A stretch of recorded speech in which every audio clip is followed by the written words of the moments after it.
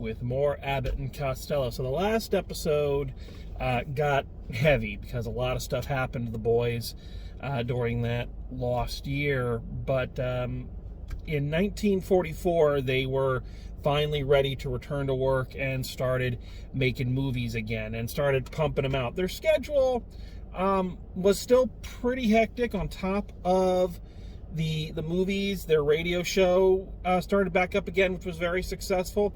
I don't think they did as much work for the government. Of course, this is 1944, so the war is starting to wrap up, so they don't have to do quite as much in that front.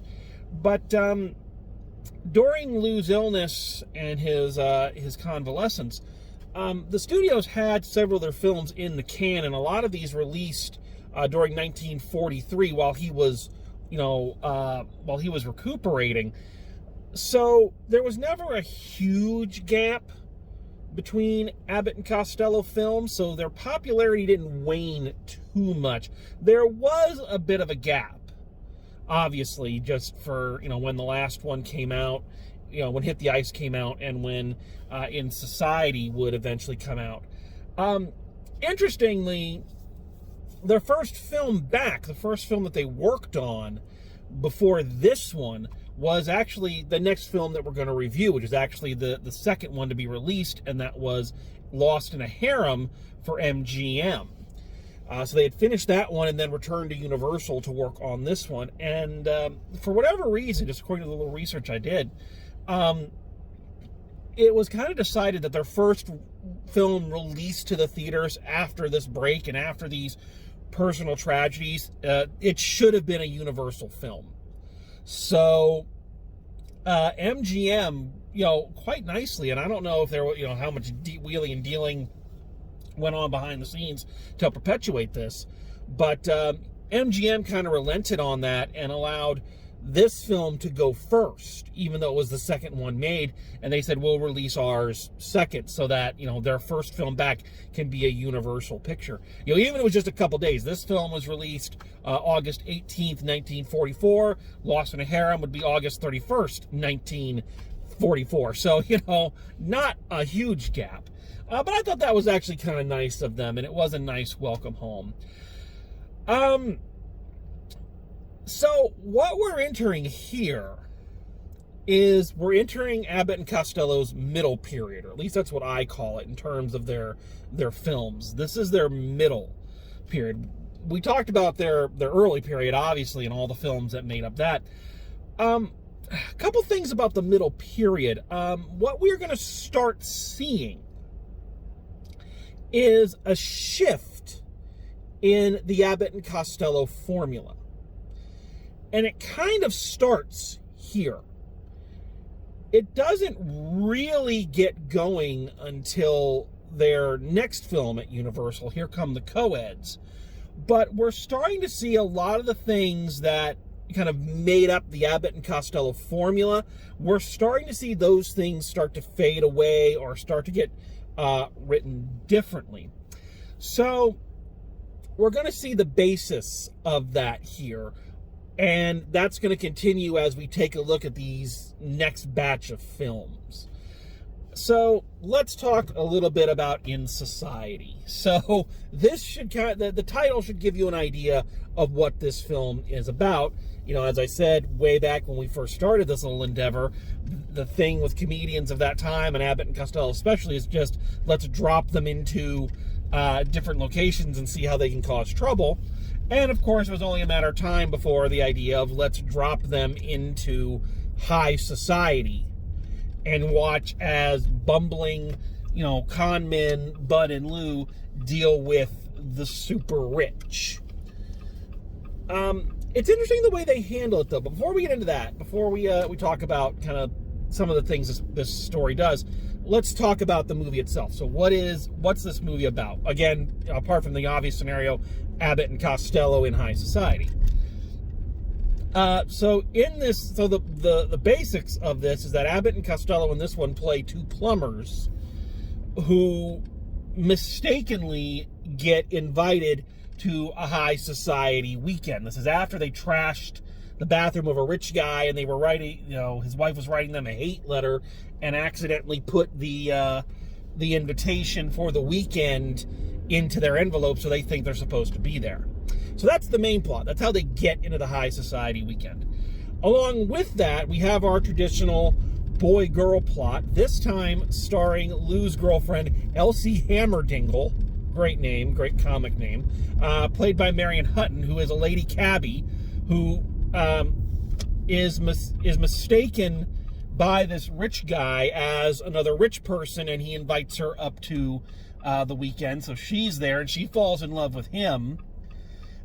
Mixed to that, a gangster who had loaned Abbott and Costello the money to start their plumbing business and now wants them to rob the rich people in order to pay him back. So there's a lot of elements going on in here.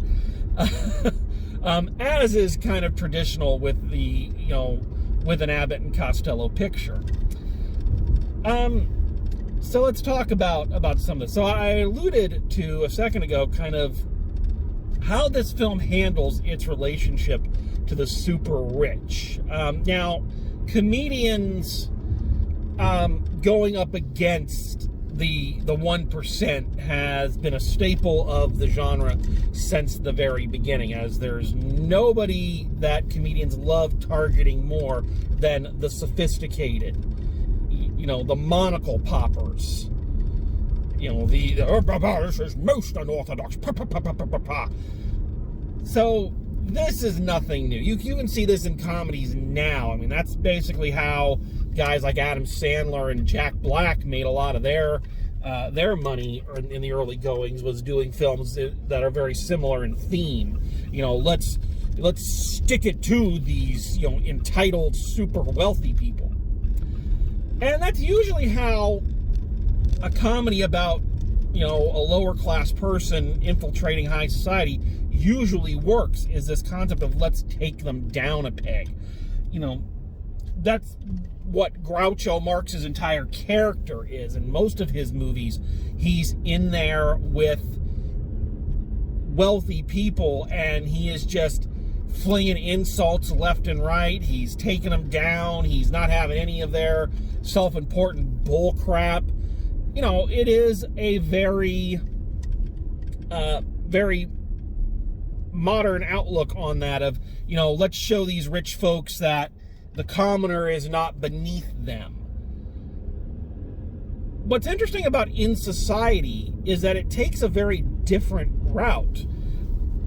Bud Abbott and Lou Costello are, of course, there, and they are, obviously mismatched with the rich, and they don't fit in, and they're making all these mistakes and all this other stuff.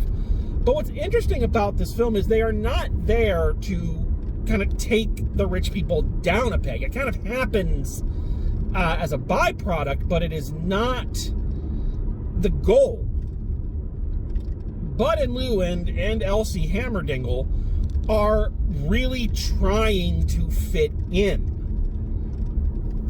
They are trying their best to fit in with these people. And where the comedy comes from is that it never works because they're too good. They're too close to the earth. They're too blue collar. They're too honest. They're too noble. They're too honorable. They're just better people. And because of that, they can't fit in with this super rich world.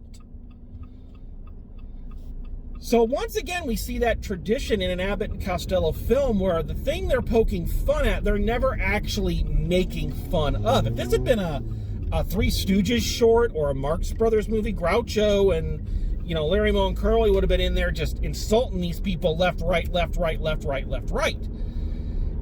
But Bud and Lou are not. They are really making an attempt to show these people that we belong here. We are, I can't help but wonder if there's a little bit of meta humor in that, in terms of just how big Abbott and Costello were in terms of box office, and yet, even now, as I've mentioned way back in the beginning of all this, they never seem to be included in the same conversation as a lot of these other talents. And it still baffles me as to why that is, given how many films they made and how successful all of these films were, that, like I say, TCM has never made them the star of the month. And I don't know how it was for them, living in Hollywood at the time. I know they had a lot of celebrity friends, but I wonder if they still felt a little looked down on for kind of the vaudeville humor that they came from and all of that. I don't know. That's me projecting. So yeah, the take is very interesting in this one. We still see facets of the Abbott and Costello formula. For instance, the kind of shoehorning in routines where the movie really doesn't call for them, and yet still, because they're done so well, it works and you don't really mind it. The major one they do in this film is Baker Street, and it depending on which version of it is, the street name changes, but basically, Lou and Bud are trying to find the name of a street, and every person they ask is like some crazy person who just like freaks out on them and keeps breaking loose hats and all of this. It's a really fun bit. I enjoy the Baker Street bit, and it's done really well here. The only problem with the Baker Street bit is that it doesn't really have a payoff that I've ever seen. There's no real end to it. So I always feel like it's one of the routines that's really strong, but doesn't have that great end punchline to cap it off. Each time I've seen them do it, it ends a little differently because there's no real good way out of it. It's still really funny here, especially when all the different people that Lou meets, the level of insanity keeps going up, the level of abuse he's taking keeps going up, the breaking of the hats keeps going up. It's really well done and really well filmed here. And it turns out this was Lou demanding this bit be put in. Apparently he went to the writer and said, yeah, we're doing this bit in this one, but there's no places. I don't care, we're doing it. And they did, so. But yeah, a lot of the humor here is reactionary, of just Bud and Lou being in these situations and trying to, some of the best stuff is when they're being introduced to the woman who's running the weekend, and, they're trying to pass themselves off as rich, but there's just something a little off about it. We see, again, our traditional boy-girl love story with Marion Hutton and Kirby Grant, who plays Peter something or other. I forget, Peter Billings, not Peter Billingsley, that's the guy from that's the guy from a TV show. No, sorry. Peter Evans, that's the name of the character. Peter Evans, this the rich socialite Peter Evans that all the high society girls are after, but of course Elsie Hammerdingle, lovely Lady Cabby, who of course can sing, naturally, wins his heart. In terms of Abbott and Costello co-stars, Marion Hutton as Elsie Hammerdingle is not bad, but I don't think she's as good an actor as some of the other leading ladies they've had. And I think that's very clear here. She's a good singer, and in fact, I do like the music in this one. I don't know if I've mentioned this before. I think I have, but when I was watching these originally, the musical numbers were always my least favorite part. In fact, I would fast forward through the musical numbers 9 times out of 10 just because I just felt like they slowed everything up. But I did like the songs in this one. These ones are a little bit more in that Andrews Sisters kind of feel. And the ones that Marion Hutton sings, she sings one called Out About It, where she's talking about how in love she is, so she keeps messing her words up. And she sings another one, I Want to Dream of You. Very nice songs. Like, these are some of those I would actually watch. And Marion Hutton has an interesting screen presence. She didn't do much on screen, as it turns out. Her IMDb page is very, very short. And she's not bad. She's charming, but I don't know. There's something in her delivery that's just a little robotic. I don't know if she's putting on a voice for this role or if that's her actual voice, but it's got very kind of, Wilbur, you've been fighting again. Very, Midwestern kind of thing, almost Minnesotan kind of an accent, which is not a bad thing. It's just, it doesn't sound natural. So her line delivery is always a little stilted. It's also one of those instances, kind of like we saw with their leading lady in Hit the Ice, that this is a person that is supposed to be our leading lady, but it's really hard to root for her just because she's kind of mean to Lou a little bit.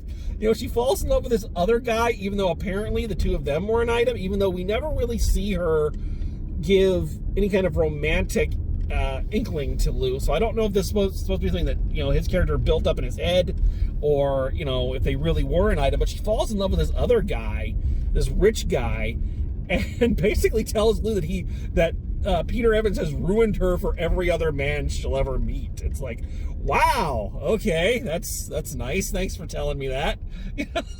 So it's kind of like, again, it's kind of like, what's her name from Hit the Ice, cruelly telling him we're going to get married and not correcting him when he starts going off, It's like, that's really kind of mean-spirited.